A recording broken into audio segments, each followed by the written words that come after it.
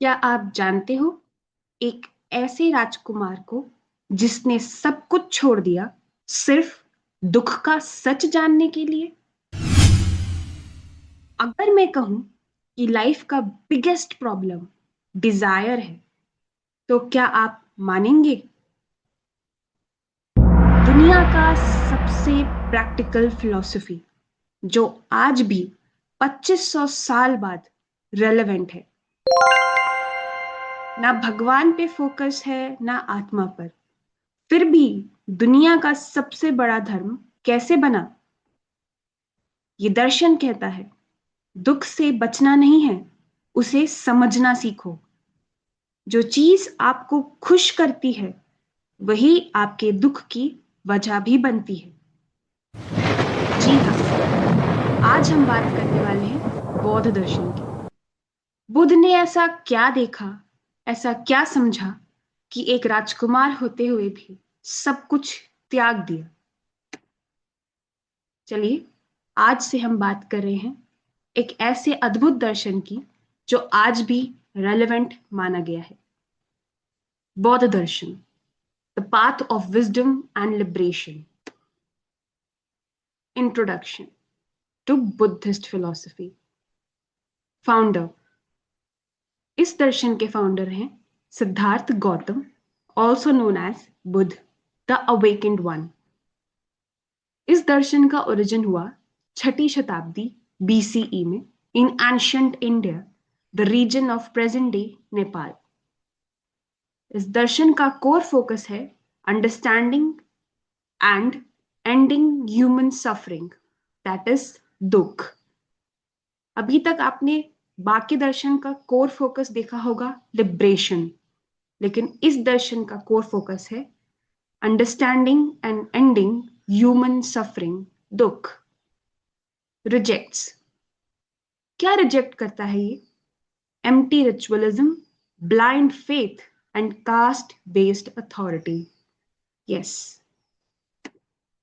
आइए life of Buddha के बारे में थोड़ा डिस्कशन करते हैं।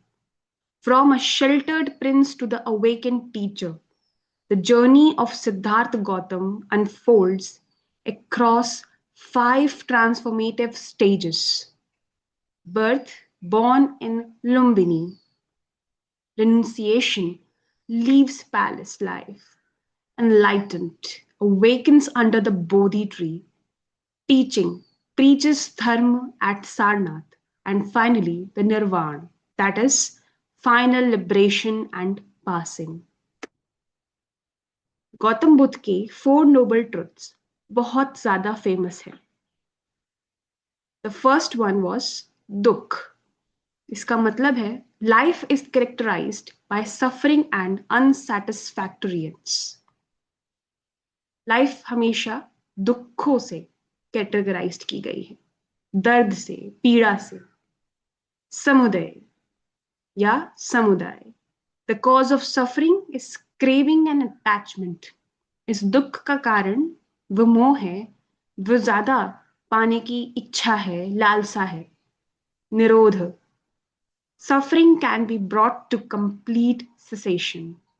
And fourth one, marg, the eightfold path leads to the end of suffering. सबसे पहले नोबल ट्रुथ की बात करें, दुख की, तो ये क्या है? The reality of suffering.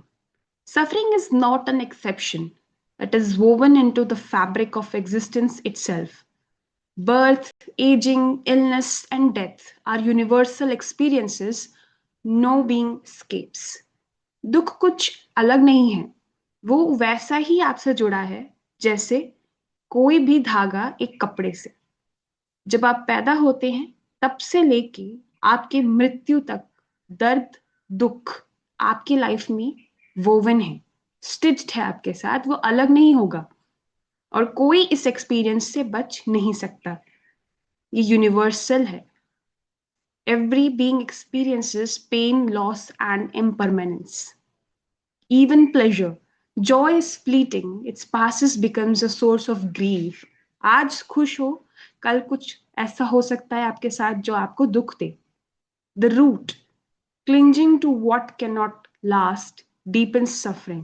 और किसी चीज से ऐसे जुड़ जाना जिसका पता है आपको कि उसका अंत होगा ही, वो भी आपके दुख का कारण होता है. नाउ, समुदाय, द कॉज ऑफ सफरिंग. सबसे पहले बुद्ध ने बताया कि दुख क्या होता है. अब वो बता रहे हैं कि उस दुख का कारण क्या हो सकता है. पहला, तृष्णा, that is craving, relentless desire for pleasure, existence, and even non existence fuels the cycle of suffering and rebirth. किसी चीज से इतना मोह हो जाना कि आपकी मृत्यु के बाद भी आपके आत्मा भटक रही है, वो तृष्णा है. उपादान, attachment, clinging to people, possession, and ideas creates suffering when they inevitably change or disappear.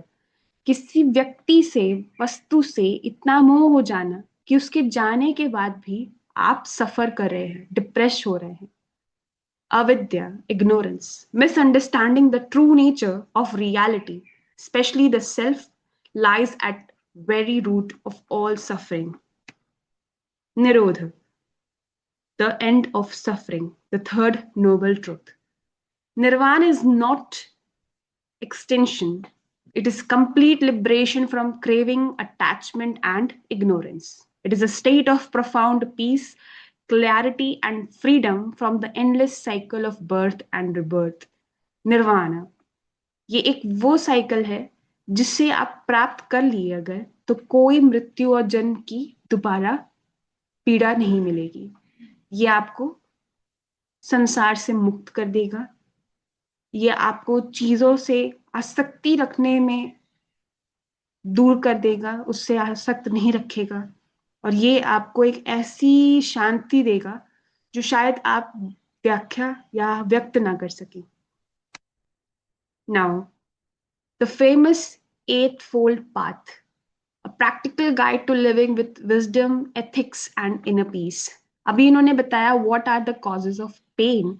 अब वो बता रहे हैं कैसा solution जिससे आप उस पेन से बच सकते हैं. First is right view, understanding life, suffering, and reality correctly. Right intention, think with kindness, compassion, and non-harm. Right is speech, speak truthfully and avoid hurtful words. Right actions, do good and avoid harmful actions.